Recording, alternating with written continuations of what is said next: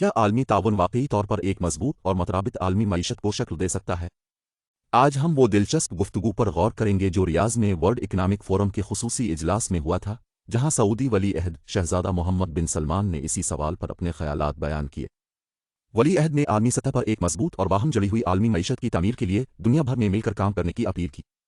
He talked about the urgent geopolitical and economic challenges faced by the world and emphasized Saudi Arabia's commitment to act as a stabilizing force in the region.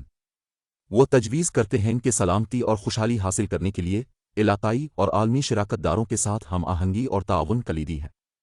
وہ بتایا کہ سعودی عرب نے علاقائی اور عالمی سرمایہ کاروں کے لیے بے شمار مواقع فراہم کیے ہیں۔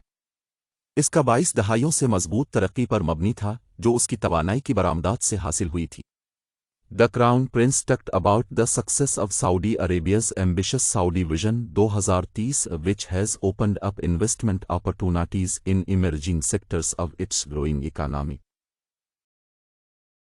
8 سالوں کے دوران مملکت نے نجی شعبے کو ترقی کی محرک قوت کے طور پر مجدد قوت دینے کے لیے ایک مکمل سیٹ کے اصلاحات کو لاگو کیا ہے۔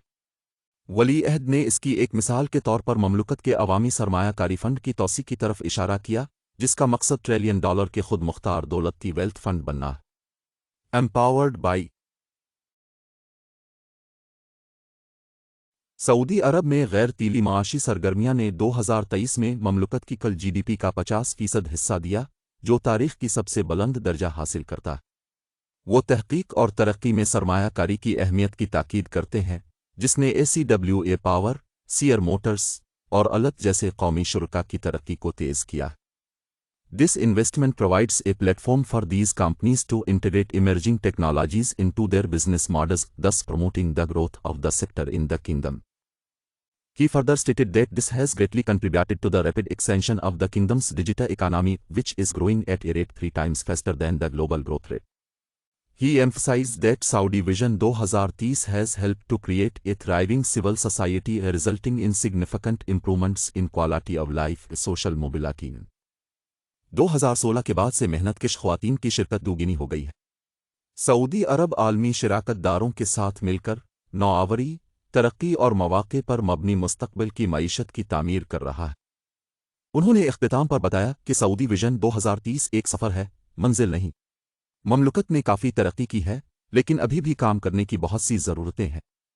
ریاض میں ورلڈ اکنامک فورم کے خصوصی اجلاس کا خاتمہ ہو چکا ہے، لیکن عالمی اقتصادی تعاون کے بارے میں بات چلتی رہے گی۔